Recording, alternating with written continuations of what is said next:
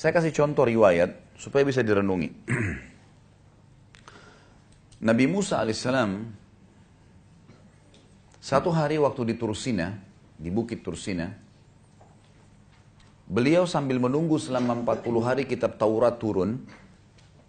Ada beberapa kejadian-kejadian besar di situ. Di antaranya Musa alaihissalam pernah meminta agar di hari ke-37 menunggu di Tursina agar Allah memperlihatkan dirinya. Lalu Allah subhanahu wa ta'ala menyuruh Musa melihat gunung-gunung yang ada di sekitarnya. Gunung-gunung yang ada di sekitarnya. Ternyata gunung itu hancur lebur. Karena tidak mampu untuk menampung kedatangan Allah. Allah nggak datang. Tapi baru Allah mengatakan kalau gunung-gunung itu bisa menampung kedatanganku, maka aku bisa datang. Aku akan datang, hai Musa. Tapi ternyata Allah, waktu Allah baru mau datang, gunung-gunungnya hancur, lebur depan mata Nabi Musa. Sampai Nabi Musa pingsan. Tapi ini bukan bahasan kita. Ada kejadian sebelumnya. Musa alaihissalam sempat mengatakan, ya Allah, aku ingin sekali melihat keadilanmu. Aku ingin sekali melihat keadilanmu. Kata Allah, mengutus Jibril alaihissalam datang dan Jibril mengatakan, hai Musa, Tuhanmu berkata, kau tidak mampu. Kau tidak bisa sabar melihat keadilannya Allah kalau dalam kejadian langsung. Ada kejadian terjadi, kamu akan sulit untuk bisa sabar untuk menunggu itu.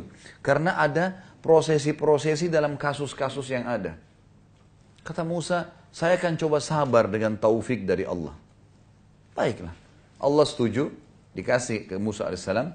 Maka Musa alaihissalam disuruh pergi ke salah satu mata air.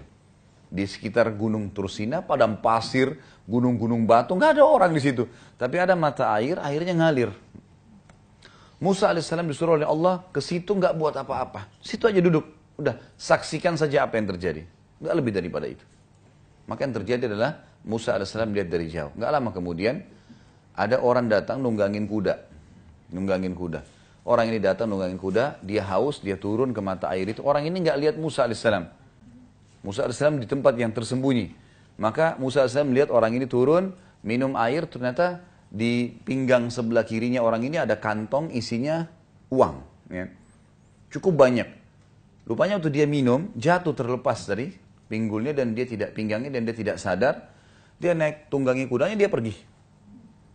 Ini orang yang pertama, Musa saksikan alaihissalam. Yang kedua, orang yang kedua datang anak kecil. Belum balik, umur 9-10 tahun datang, minum air di situ. Dia lihat ada kantong duit, dia ambil sama anak itu kecil pergi. Baik. Musa alaihissalam lihat. Sudah selesai, datang orang ketiga. Orang buta matanya sudah tua. Datang, dia dengar suara air, dia mampir, dia minum air di situ.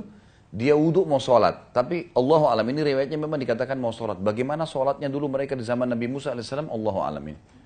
Apakah sama dengan kita sekarang, jumlah rakaatnya, kan namanya kita nggak ngerti. Karena nggak ada penjelasan, yang penting di zaman dulu ada sholat gitu kan. Baiklah, orang buta ini wudhu mau sholat. Ternyata orang yang pertama tadi penunggang kuda kembali.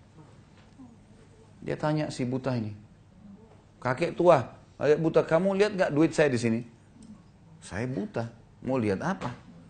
Kamu pasti ambil, kamu pasti lihat, karena tidak ada orang lain. Ini padang pasir, pasti kamu yang ambil.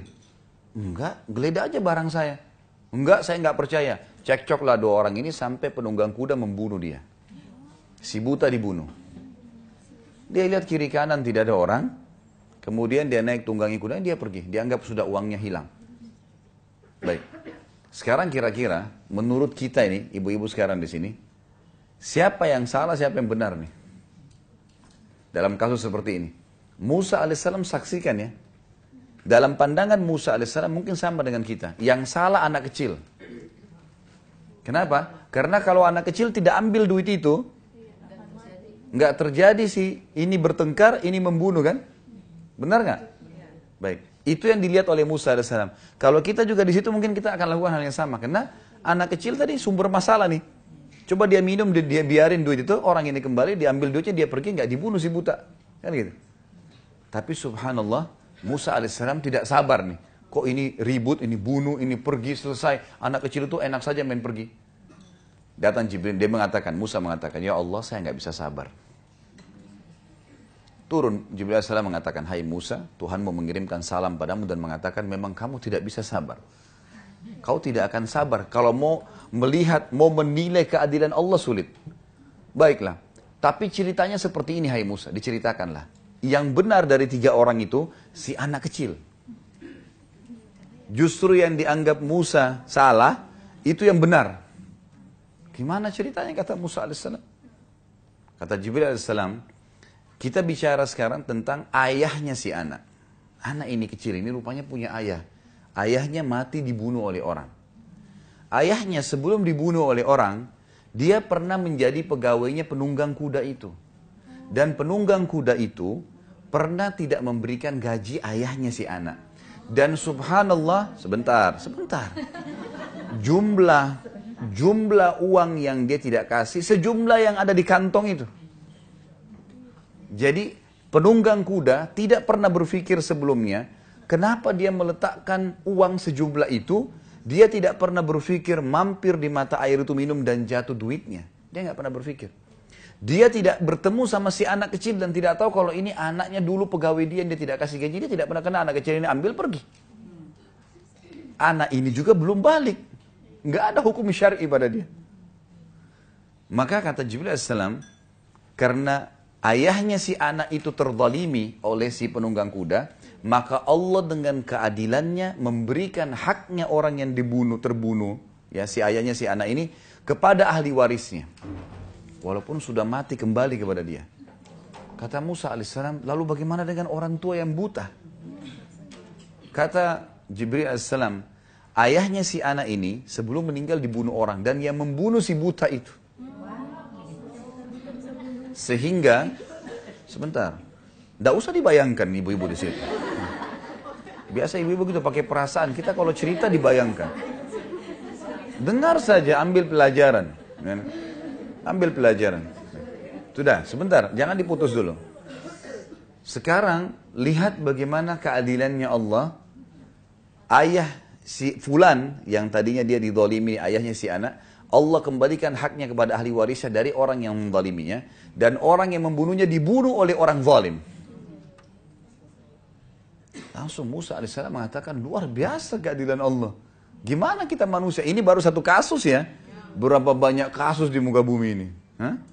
Kasusnya manusia beda, kasusnya jin beda, kasusnya hewan beda. Yang sampai pada hari kiamat, kata Ibnu Katsir rahimahullah, menukil sebuah riwayat, Allah dengan kemahaadilannya nanti hari kiamat akan menghakimi domba yang bertanduk kenapa menanduk hewan yang tidak bertanduk. Hewan Allah adili nanti dengan keadilannya. Apa yang kita bisa ambil dari kisah ini? Kalau semua kita di bawah pengawasan Allah Sang Pencipta, jangan bermain api. Allah tahu. Jangan pikir kita ini hebat, bisa mengatur tipu daya. Allah Subhanahu wa taala mengatakan dalam Al-Qur'an, "A'udzubillahi minasyaitonirrajim, innahum yakiduna kaida wa akidu kaida."